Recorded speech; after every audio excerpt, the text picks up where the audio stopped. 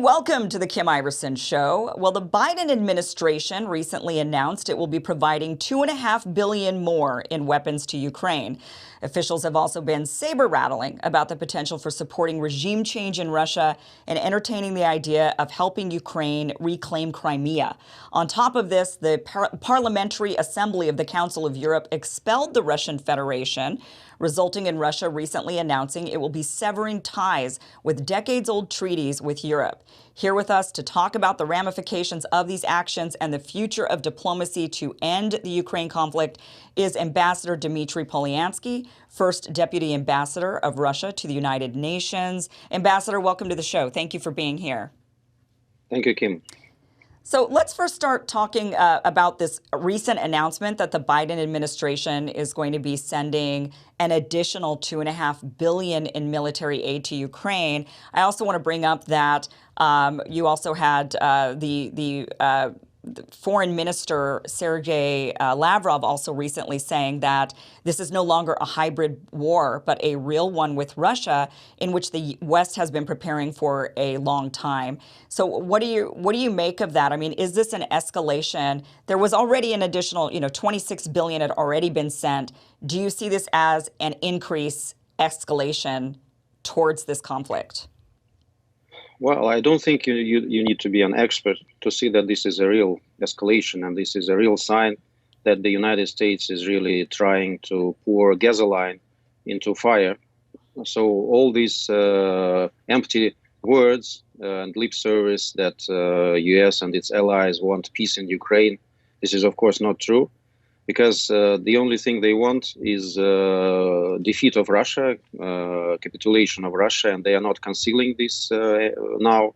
They are openly saying that any other outcome would be devastating for the West. And there is even a claim which is totally false. They say that, and I heard it from several politicians in the West, that if Russia stops, there will be an end to the war. If Ukraine stops, it will be end for Ukraine, which is totally not true. And we have been repeatedly saying it in Security Council meetings, that there has never been an aim of our special military operation to do away with Ukraine as a country, with Ukrainians as people, that there is no such an aim as de-Ukrainization of Ukraine. This is a theory that has been invented, absolutely false theory, showing that Russia has an aim to absolutely do away with Ukrainian state and to stop the existence of Ukraine. We repeatedly denied this claim. As for the weapons, yes, I think that all the red lines have been crossed repeatedly by the West and by the US, and they haven't even noticed that they are crossing more and more red lines, which brings them almost directly, not in a proxy way, but directly involved in conflict in Ukraine. And this is, of course, a very, very bad and very dangerous development. Yeah, I mean, certainly continuing to cross red lines, but they are red lines, right? So if you keep crossing a red line, at some point, some action would have to be made, I would think. So, but my guess is Russia has no real intention or desire to go into an actual hot war with NATO. I mean, what would be the possibilities? I mean, if these red lines continue to be crossed, but nothing's really happening, I understand your point, but let's view it from NATO perspective. As far as Russia is concerned, you're absolutely right. We have said that we don't want to have a war with NATO, direct war. NATO is saying the same thing. A lot of leaders are saying that they don't want direct confrontation with NATO, with Russia. But what is happening in reality? In reality, it's not only weapons that are being supplied, but there are specialists who are in Ukraine to deal with these weapons, because a lot of weapons can't be operated without Western specialists being near them. There is such weapons like, for example, HIMARS systems, and it was repeatedly confirmed by Ukrainian officials that they have to agree every aim, every target of these rocket systems with Washington. So it means that Washington is approving the targets and is directly involved in the operation planning. There is satellite intelligence information that is being provided from NATO to Ukraine. This is also not a secret, and this is very important for any war nowadays. So NATO is de facto fighting in Ukraine. Maybe not NATO armies are not there massively, but there are private military companies, there are counselors, there are a lot of mercenaries who are being killed and who are being captured. So from the point of view of NATO, I think NATO is already in Ukraine, and we are just very patient on this situation. We are sending more and more signals showing that, well, of course, some red lines have been crossed, but maybe the most red of them haven't yet been crossed. And when you deal with a nuclear power like Russia, you have to calculate all the possibilities if you want to escalate the war further and further on. And we also are sending this signal for some capitals in the West to get cooled down and to understand that sending more weapons to Ukraine will not drastically change the outcome of this war, of this military operation, because it will only take us longer to achieve military goals in Ukraine. And we don't have any other way, because there is no serious approach for starting negotiations. There is only lip service. But when it comes to real efforts, then our NATO counterparts are saying that they don't want to encourage Ukraine for any flexibility in the negotiations if Ukrainians don't want it, and blah, blah, blah. And Ukrainians are saying that they don't want to enter the negotiations. And there is also a law in Ukraine which is forbidding President Zelensky to negotiate with President Putin. So it goes as far as this. This is, of course, a game and a vicious circle, and this vicious circle is potentially extremely dangerous for the whole of the world. So from the Western perspective, and I would imagine from Ukraine and from NATO's perspective, when you look at the map of what has been going on with the war, you can see that Ukraine has been making some gains against some of the land that had been at one point under Russian control, by Kharkiv, by Kherson. You know, you see these areas that were once more controlled by Russia. Now Ukraine has been able to take these areas back, so they're kind of shrinking and pushing Russia back. So when they see this, I think they're thinking, oh, we'll just keep doing this. If we keep doing this, we can go and take more and more and more. And that is, so they then say, well, we're not going to stop until we take all of Donbass back, and then we're going to go after Crimea. So what do you say to that from their perspective, them seeing the lines continuing to be pushed back towards Russia?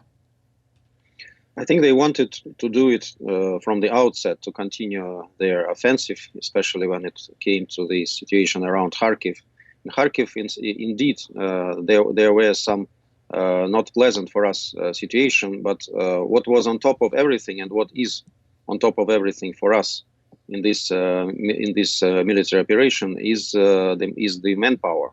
So we try to save the manpower, and that's the only reason why the war is not being escalated drastically from our part, as far as I understand. As far as Kherson is concerned in the south, then this maneuver was announced in advance, and there were no losses when Russia retreated from this area, which was difficult to be maintained from military point of view, because it's on the other bank of the river, and all the provisions there are extremely difficult to send. So what's happening now? The possible Ukrainian offensive in all the areas, including these Kharkiv areas, are stalled. On the contrary, there are a lot of gains by Russia. They may be not as big on the map, but they are very important, especially in Donbass. And I would specifically highlight the liberation of the town of Solidar. It's not that this town matters as itself, but you should bear in mind that this is the line of fortification that had been created, that were created by Ukraine and had been created during 8 years. So you can imagine how deep it is under the earth, and how impenetrable they were portrayed to be. Now this line of communication, this line of fortification is broken, and it's only, I think, matters of days, if not hours, when there will be more gains in Donetsk. So this is a very important breakthrough. I'm not a military man. I don't know the plan of the leaders of the military operation, but I know that they are really saving manpower, and that the losses, of course, are there, but they are very moderate in comparison to Ukrainian losses. Ukrainian Yeah. losses are terrible, and it's absolutely like human fodder, cannon fodder that is being tackled by Ukrainian command, and this is of course horrible what is happening there. But they are not stopping, and they are just bringing in more and more people, and the losses are immense, and the relatives are not knowing the fate of their loved ones. And we would be very much eager to stop all this and to settle this issue at negotiation table with realistic, of course, conditions for peace. But it's not. We're not yet there, and it's not our fault that we're not there. Yeah, actually, a report came out in Der Spiegel saying that the German foreign intelligence actually assesses that Kiev is losing a three-digit number of soldiers every day. So they're taking heavy, heavy losses, according to the German Foreign Intelligence Service. Do you know the number of Russian losses that there are? It's been very difficult getting any real information about casualties on either side. The Germans are coming out saying it's pretty massive on the Ukrainian side. Are we able to know what it is on the Russian side? I've seen several indications, and I told you that in comparison with Ukrainian losses, Russian losses are very moderate. Of course, every human loss is a tragedy, and again, we would have preferred to avoid this, but unfortunately, there was no other way for us to solve this issue, to get rid of this hornet's nest on our borders that was created by the US and NATO since 2014. Do you think that this is sort of part of the strategy of the West, unfortunately? I mean, a terrible strategy to say, we'll fight to the last Ukrainian. Of course, NATO using Ukrainian bodies as, as, like you said, the cannon fodder for this war. Do you think this is part of the strategy, kind of the thinking being, well, if there are so many heavy losses in Ukraine, the Ukrainians will hate the Russians, and they'll never want to be part of the I brotherhood of. don't I don't think it's the case, frankly, and I still have a lot of friends and people who I know in Ukraine, and I think they now even more understanding of what's really happening, because the Kiev regime has shown its real face, and a lot of people understand that Ukraine is gaining nothing from this situation, and it was absolutely clear that nobody will take into account Ukrainian interests. So the ruling class, the Kiev regime, is of course serving the NATO interests, not thinking about the interests of Ukraine. The US generals and some of the Western politicians are bragging, saying that they have a very nice testing ground in Ukraine, and they are testing new weapons, and they are testing new military tactics. So they are kind of playing games, playing their own strategic interests. The Ukrainians are dying, and the Kiev regime is not doing anything for the interests of its own people. And of course, Ukrainians, common Ukrainians, they understand this situation. We see it clearly during the mobilization process in Ukraine, which is very problematic, and there are a lot of videos and accounts of this. So people clearly don't want to go to fight for Kiev regime for I don't know what. Really, they would prefer to settle this at the negotiation table, but nobody is listening to them, and nobody is giving any damn to what they really want and what they don't want. That's why I don't think that after this whole story ends, I don't think that there will be a long animosity. Of course, some people will be misled, and they will be brainwashed. It will take some time for them to show what was really happening. I have, for example, a friend of mine who was living in Lugansk region, in the part of this region which was controlled by Ukraine before the military operation. When this territory was liberated, his attitude was very, I would say, negative, and he was really not even wishing to speak Russian to me. He was trying to speak Ukrainian, although we know each other for many years. But it only took him to travel to Lugansk and to see this all the results of Ukrainian shelling of the city for 8 years, to speak with the people whom he also know, to listen to their account, to see the monument to the fallen children in Donbass. to change his mind. And then he called me and he apologized and he said that he was really blind. And of course, they didn't know anything about what really happened in Donbass. And I think that this understanding, this revelation will come at some point to most of those who live in Ukraine, and we still remain brothers and sisters. And I hope that you know that Russia still is the biggest country from the point of view of refugees from Ukraine. So it's bigger even than Poland and everybody else. So Ukrainians are still going to Russia. Ukrainians are still trying to get away from this criminal regime, and Ukrainians are very unlikely to have hatred towards Russia in the long run. So I don't think that the situation is as bad as some people portray. What would that peaceful diplomatic resolution look like? Well, we formulated the aims of our special military operation. There was an imminent threat from Ukraine to Russia. There were continuous shelling of Donetsk and Lugansk from Ukraine. It continues for 9 years already. That was the main task of our special military operation. And it was started only when we had absolutely no other chance, no other way to ensure that the Minsk agreements and the resolution of Security Council 2202 would be implemented. So we heard such statements from Ukrainian representatives, from Western representatives, and recently, as you know, former German Chancellor Merkel and President of France Hollande, they confirmed this situation, saying that there was never an intention from the part of the West to push Ukraine to implement Minsk agreements. They were only gaining time to arm Ukraine. And this is, of course, a very clear breach of any trust that was left between our countries. So we saw that there was a threat. We were absolutely sure that Ukraine has become a country where neo-Nazism has gone to the very top of the country, that this country glorifies Nazi criminals, and this is absolutely unacceptable to us. And after we started our special military operation, we have got several absolutely clear proofs that in our case, that was a preemptive strike, because Ukraine was ready to strike several weeks after the start of our special military operation.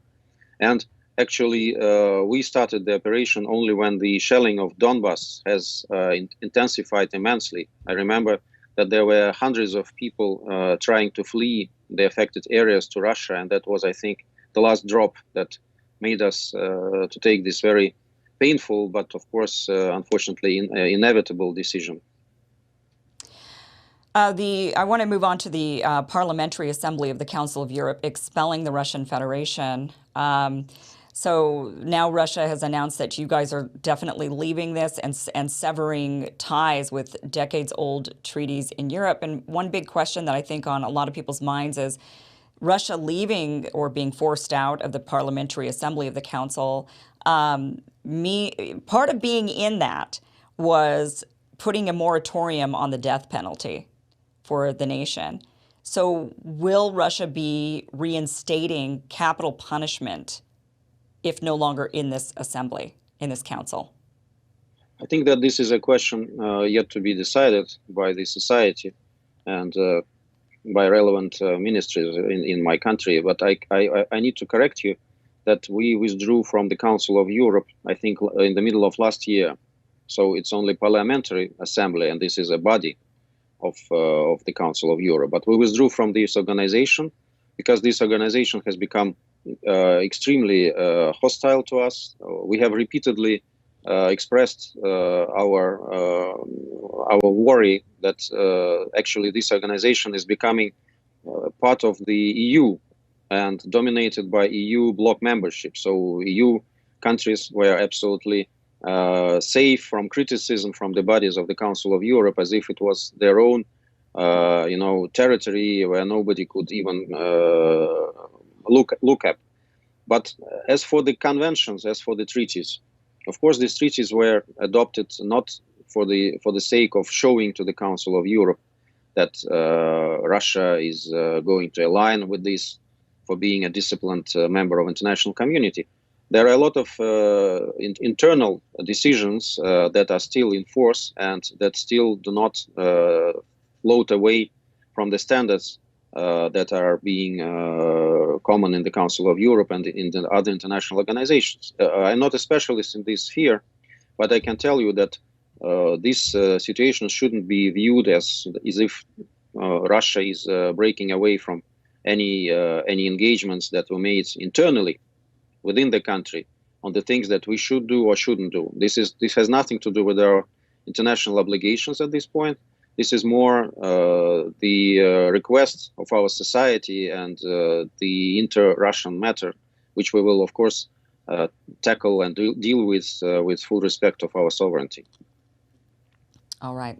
Well, Ambassador, thank you so much for being on the show and answering some questions about this conflict and how we can hopefully get to a peaceful resolution to this. It does kind of seem like the ball is in Ukraine's court when it comes to a peaceful agreement, getting to the table, actually negotiating this out. And, you know, it has been frustrating to watch one side say, we're not going to negotiate anything. Russia just has to get out of here. Right. I mean, that's not much of a negotiation. Right. It's very unrealistic. It's not really going to happen. And so I'm just hoping this doesn't turn into a never ending war, which, you know, there is no such desire in Russia to wage any war. And well, I can tell you that we are not at war with Ukraine. We are not at war with Ukrainian people and with Ukrainian state. We're at war with Kiev regime, and that's why it's called special military operation, even at this point. And of course, we all also hope that there will be peaceful solution to this. But if there is absolutely no way Western sponsors of Kiev allow Kiev to negotiate, then all the aims of our special military operation will be resolved and achieved militarily. It will take some time, but there is no other way that we will deviate from this road. All right. Thank you, Ambassador, so much. Ambassador Dimitri Polyanskiy, the ambassador of Russia to the United Nations. Thank you. Thank you.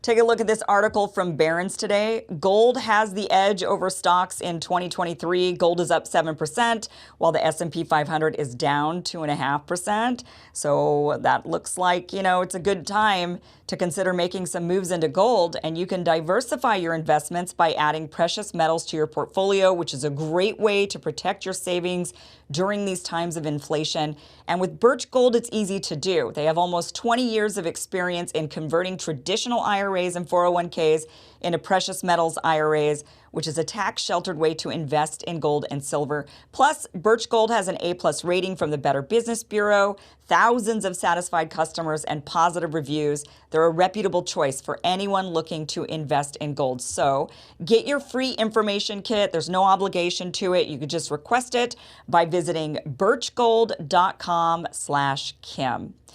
All right, guys, the show is now going Rumble exclusive, so you will want to head over there if you are not there already. That link is down below. The rest of the show continues. Things we're going to talk about, you know, we might not be able to talk about other places. So you want to be over at Rumble, and I will just give you a couple of minutes to get over there, a couple of seconds actually. So just click that link and get over there now.